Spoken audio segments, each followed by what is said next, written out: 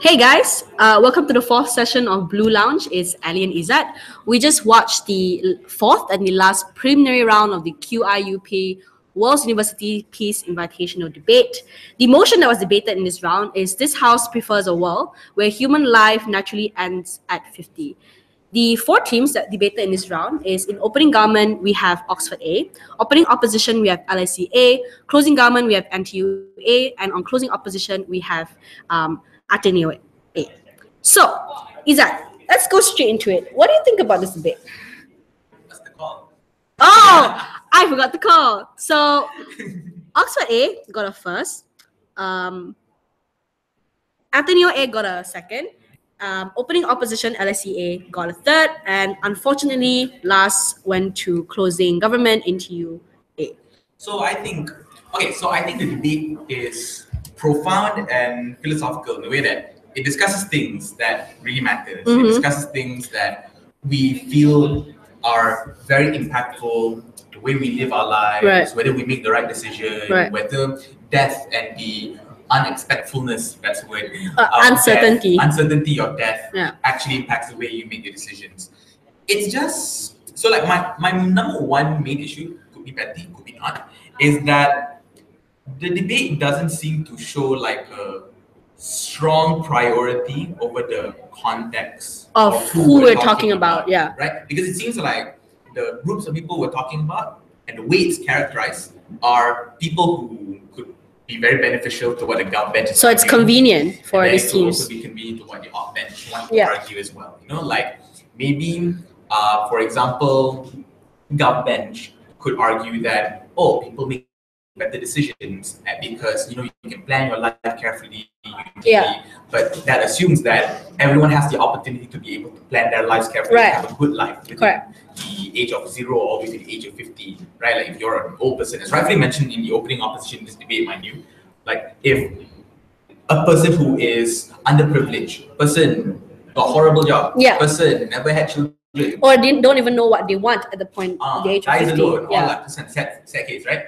Like these people, when they die at the age of 50, we know for certain that they can try their very best to plan their lives, but so like I totally agree. I think that contributes to how messy the debate turned out. Because we're not really sure who they're prioritizing. We're not really sure why this specific argument meant something or why is it important to this specific group of people, especially when you look at the motion, like it says human life. So I think teams need to be a bit more general or more accommodating of different kinds of people from different walks of life in the way in which they argue this debate. So meet the middle line. So no middle. Whereas like the problem that I had with this debate is that this motion is generally different from other kinds of motion, like IR motions or motions about social justice.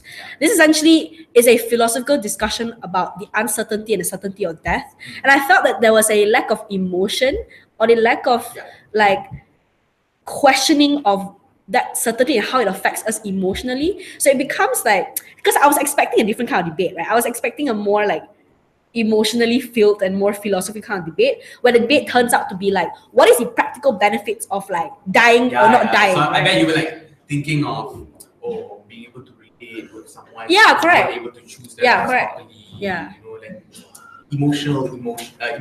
emotional feelings that comes to it. I get it, right?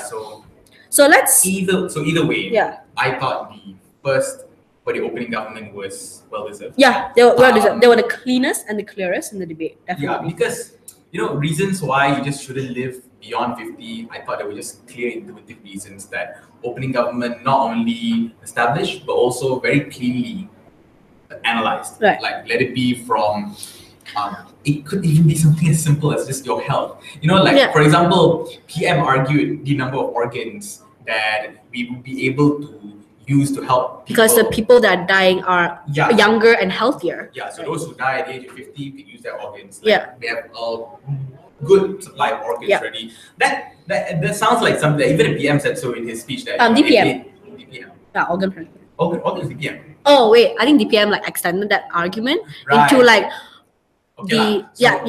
So either way, like I think both PM and DPM, either one of them like when they were talking about the organs argument, they were thinking like, it may sound like not much, but I'm thinking, yeah, it's so intuitive. Like it's a fair benefit to get. Right. And then there's also the more in-depth philosophical arguments. Things like how do you allocate your time and your resources to last the 50 years? Yeah. So I get the arguments from Prime Minister, like things like happiness, things like you being more appreciative of the time you have. Yeah. What problems I do have is that it's very A to Z list of benefits. So I think there needs to be more context of like all this argument and how essentially this A to Z benefit benefits the context of the people that they're talking about. Right. But to be fair, like I think it's one of those instances where even if it's a shopping list, like A till Z, it's still, I mean, it's still these impactful are in individual harms that proves their burden. That it does the job. It does the job. Yeah. Horrible life if you were to like not be able to live if you are not able to plan your life properly until the age of 50. Yeah. Like I think it did the job, so it's fine. So let's talk about opening opposition. They got a third in this. I'm not very sure about the call specifically because I think that there were very good concerns or like very legitimate concerns coming from opening opposition. So let's talk about them. So I think one of the biggest harms that came in opening opposition is that essentially when you have a specific time frame that you only have, which is like 50 years, there's more expectation for you to reach a certain milestone, because right now death is uncertain, right? You have longer periods of your life and you can decide what you want to do later on or when you do have more life experiences. But the problem with having a set time frame is that essentially either you don't really know what you want yet by the time you are dying, but also the fact that you are pressured to achieve a certain thing at a certain point in your life. If you die at 50, you don't achieve these things, then in society you're seen as a failure. Whereas when death is uncertain or life is longer, you're able to have more time to rethink what you want and like accumulate more life experiences to make better decisions in your life, which I thought was a very, very good argument coming from opening opposition. I think these are arguments about why it's generally good for everyone, for them to be able to live beyond 50. Like for example, arguments about, you are more likely to not be pressured by societal structures and all that. But I don't know, like I was expecting arguments about just why is it good, like for you to live longer. 50. You know, like these are just, I mean, you don't conform to societal structures, but there's no explicit value attached to what are the good exact things that you get from living at the age of 55, I think that at the age of 60. I think that reiterates what the judge was saying just now during the oral adjudication. One of the problems that the judge had with opening opposition is that there was no explanation to why there is a value to living 50 plus, and that what is the value of living longer than that. I think that's why closing opposition probably like a ways over that, because I think they were the only team that sort of talked about what is the value of you living older than that. So like speaking about closing houses, I'm not very sure about the results within the closing houses, like the verdict. Okay, so let's just take a good look at closing government. So I think closing government is a little bit derivative of opening government. The general idea seems to be that because of how you look at life and because of how you look at the time that you'll be spending from now until the age of 50, you are more likely to make better decisions. I think what was added a lot more was that maybe the way we think about death, like the way we conceptualize death, the way we agonize over it, the way we agonize over the uncertainty of it. So I think that was rhetorically explained a bit more in closing government as opposed to opening government. But at the same time, like I think it doesn't impact the argument anymore as opposed to what opening government. So it's just raising philosophical questions over the concerns that opening government already has. And I felt like there were also other arguments that essentially weren't as impactful, like things like when you have when you have a time frame, the way in which you want to be remembered changes. So, but like, I'm not very sure about the harm of it. Like, do wanting to be remembered is a bad thing or not? Or like, how does that rationality changes? But if you look at, it was very, so what I was going to say is that like, it's very interesting because it's just a lot of illustration of what we think. Like, what are the questions that we're going to ask ourselves? You know? It's just unfortunate that those questions weren't really answered.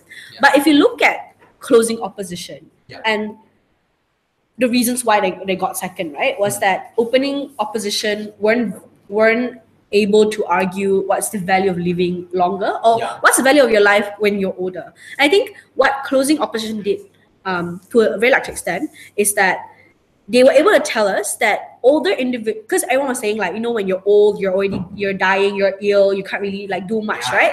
But closing opposition was like, no, that's not true. Like, older individuals are able to contribute within society. So individuals that you do lose within this debate, when there is a limited time frame that you have, is individuals who has a lot of lived experience, like your community leaders who have lived experience on how to lead a community. Essentially, you lose individuals like that out, right? Or like scientists or old professors that have who have taught for a very long time, or have or have accumulated large amounts of knowledge. Those are essentially individuals that could contribute to the society, and those are individuals that you do lose out in this debate. And what I really like was that closing opposition's claim over people who are above 50 still being valuable was very well illustrated with a number of things that exist in status quo, which in this case is, for example, there are no huge reliance on physical labor nowadays. There's a reliance on using technology, of using computers, for example. A lot of knowledge is being transcribed in archives anyway. So it's the mental capacity that it's immortal. And then couple that with the fact that there is actual value behind the experience that you've gained, right? And I think the way closing opposition, especially the member of opposition speech pointed it out, was that you know, when you live long enough, you generally gain different perspectives. You look at different things, you feel different things. And therefore you make better decisions. You're more likely to experience more things as opposed to someone who is a lot younger than you by just simple sheer... of 5-6 years. But no, I was going to say like by probability. Probability, you're more likely to experience more things as opposed to when you were a lot younger, for example. So I thought that's value behind closing opposition in that regard. However, like, what I do not like about closing opposition was that at some points they were very convenient in saying this context is a wash, right? Like everything, like there was specific time in the arguments they were saying like, oh, this is definitely a wash. I feel that you have to make effort in trying to solve the deadlock between two instead of just saying like, oh, this is a wash, like it doesn't really matter. So I think that probably that's like one of the iffy things I find about closing opposition, that I think that may have made their case look less persuasive to me until I actually heard the oral adjudication, and I'm like, okay, yeah, I get it. Like I can find the value in the verdict that was given. So either way, I thought the debate was while the debate maybe was a little bit dry, I thought the debate still raised really important questions. Raised important questions. It was very engaging. Maybe there are some areas where context and actors were being a little bit conveniently used, but there are areas in the analysis and areas in the argumentations where like, okay lah, you can apply to both anyway, which is fair, I suppose. Right? So that's all the time we have for this session. Before you go, please do follow us on Facebook. We have a Facebook page, an Instagram page, and Twitter page.